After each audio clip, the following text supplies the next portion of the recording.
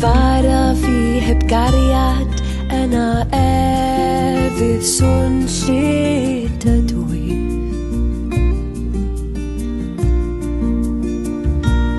Ac gwybod yr holl ddirgelion a gwybodaeth heb gariad dwy ddim.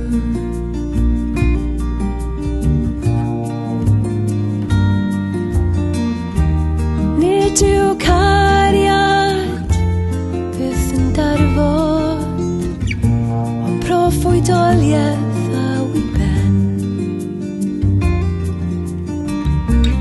Mewn gair y mae ffydd gobaith cariad, y tri hyn sydd yn aros a'r mwyaf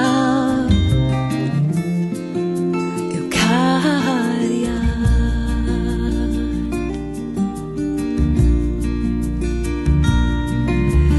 Cariad sy'n hir ymaros, y mae cariad yn gymwyn asgar. Nid yw'n ymchwyddo, nid yw'n ymffrostio. Mae'n goddel yn credu, yn gobeithio, yn dal ati'r eiddo.